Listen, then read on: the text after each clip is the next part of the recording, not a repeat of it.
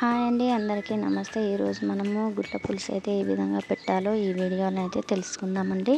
ముందుగానైతే నేనైతే 50 గ్రామ్స్ వరకు చింతపండునైతే తీసుకున్నానండి. దాన్నైతే ఒక 3-4 టైమ్స్ వాష్ చేసి అందులోకైతే కొన్ని వాటర్ అయితే యాడ్ చేసుకున్నాను. దాన్నైతే పక్కన పెడుతున్నాను. గుడ్ల పులుసు కోసం గుడ్లనైతే ఉడికించుకోవడానికి గుడ్లనైతే తీసుకున్నాను. గుడ్లల్లోకి సాల్ట్ అయితే వేస్తున్నాను. సాల్ట్ వేస్తే ఎగ్స్ అనేది మంచిగా ఉడుకుతాయి. ఆ గుడ్లు ఉడికేలోపు మనమైతే ఎగ్స్ కావాల్సిన ఐటమ్స్ అయితే కట్ చేసి పెట్టుకుందాము. నేనైతే ఇక్కడ 3 ఉల్లిగడ్డలు తీసుకున్నాను. వాటినైతే కట్ చేస్తున్నాను. నెక్స్ట్ పచ్చిమిర్చి అయితే కట్ చేస్తున్నాను. ఒక 5 తీసుకున్నాను, కానీ అందులో నుంచి నేను ఒక 3 వేస్తున్నాను. కరివేపాకు, కొత్తిమీర కూడా రిల్ అయితే పెట్టుకున్నాను. ఎగ్స్ ఏవైతే మనం బాయిలింగ్ కోసం పెట్టావో అవి ఉడకాయో లేదో చూసుకున్నాను.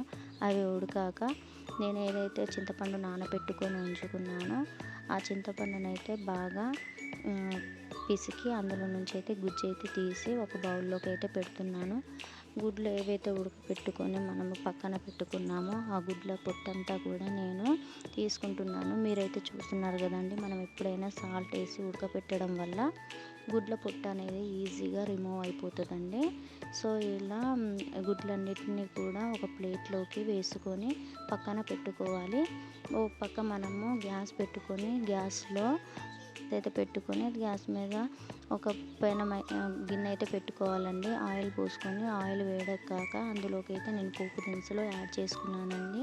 మనం ఏదైతే కట్ చేసి పెట్టుకున్నామో పచ్చిమిర్చి కూడా అందులోకి వేసుకున్నానండి. ముందుగా తరిగి పెట్టుకున్న ఉల్లిగడ్డ ముక్కలను కూడా అందులోకి వేసి కలుపుతున్నానండి. వీటన్నిటిని కాసేపు గోలాక అందులోకి అయితే కరివేపాకు అయితే యాడ్ చేసుకోవాలండి. కరివేపాకు అనేది కూడా మనం కొద్దిగా ఎక్కువ వేసుకోవడం వల్ల బాగుంటుందండి. నేనైతే ఇక్కడ కరివేపాకుని కొద్దిగా ఎక్కువగానే యాడ్ చేస్తున్నాను. అలాగే కొత్తిమీర కూడా యాడ్ చేస్తున్నాను. ఇవన్నీ బాగా గోలే వరకు మనము పొయ్యి మీద లో ఫ్లేమ్లోనే వీటన్నింటినీ వేయించుకోవాలి. ఇలా వేయించుకున్న వాటిలోకి మనము అల్లం వెల్లుల్లి పేస్ట్ అయితే వేసుకోవాలి. నేనైతే ఇక్కడ 1½ స్పూన్ వరకు అల్లం వెల్లుల్లి పేస్ట్ని అయితే వేసుకున్నాను. దాన్ని మంచిగా అంతా కలిసేలా కలుపుకుంటున్నానండి. అది ఈవెన్గా కలిసేలా కలుపుకుంటున్నాను. ఇలా కలుపుకున్నాక ఒక 2 మినిట్స్ వరకు ఉంచుకోవాలి. ఇలా ఉంచుకున్న దాంట్లోకి మనమైతే పసుపు అయితే యాడ్ చేసుకోవాలి. నేనైతే ఇక్కడ పసుపునైతే ఒక 1½ స్పూన్ వరకు అయితే పసుపును తీసుకుంటున్నాను. పసుపు కూడా మంచిగా అందులో వేసుకున్నాక బాగా కలుపుకోవాలి. ఇలా కలుపుకున్నాక కలుపుకోవాలండి. ఈవెన్గా మొత్తం కలుపుకున్నాక ఒక 2 మినిట్స్ తర్వాతకి మనం ఏదైతే ఉడకపెట్టుకొని పక్కన పెట్టామో ఆ ఎగ్స్ అన్నిటికీ కూడా చిన్న చిన్న ఘాట్లు అనేది పెట్టాలండి. అందులోకి సాల్ట్ అనేది వెళ్ళి మనకు ఎగ్ తినబుద్ధి అవుతుందండి. సో అన్నిటికీ కూడా నేను ఆ ఎగ్ మొత్తానికి కూడా 4 లైన్స్ అయితే వేస్తున్నానండి. సో అలా క్రాచెస్ లెక్క పెడుతున్నాను. అలా పెట్టుకున్న ఎగ్స్ని అయితే నేను మనము ఏదైతే తాలింపుకు పెట్టుకున్నామో అందులోనైతే వేస్తున్నానండి.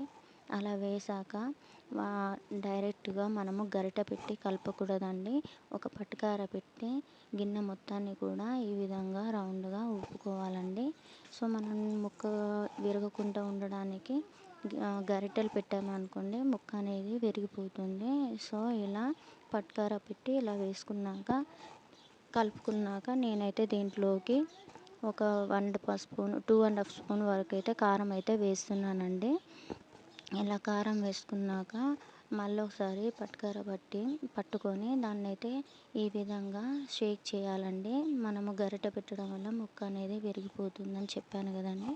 సో అందుకని ఈ విధంగా చేసుకున్నాక అందులోకి మనమైతే ప్రిపేర్ చేసి పెట్టుకున్న చింతపండు పులుసుని అయితే దీంట్లోకి వేసుకోవాలండి.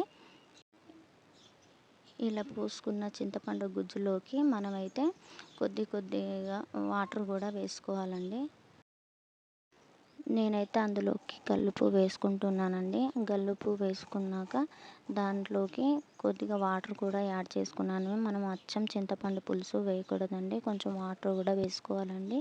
సో అదంతా మరిగే వరకు మనము పొయ్యి మీదనైతే ఉంచుకోవాలండి. అది మరుగుతున్నప్పుడు మాత్రం నేను అందులోకి ఒక పావు టీ స్పూన్ అంతా జీలకర్ర మెంతుల పొడి అయితే వేసుకుంటానండి. అలా వేసుకున్నాక జీలకర్ర మెంతుల పొడి మొత్తం కలిసేలా కలుపుకోవాలండి. అలా కలుపుకున్నాక ఒకసారి దాంట్లోకి అయితే కొత్తిమీర కొద్దిగా వేసుకొని, చూసారు కదండి సూప్ అంతా ఎలా దగ్గరగా వచ్చి ఎలా ఉండిందో. సో చూస్తూనే నోరు ఊరిపోతుంది కదండి. సో మీరు కూడా ఈ రెసిపీని ఒకసారి ట్రై చేసి చూడండి. Thank you for watching my video.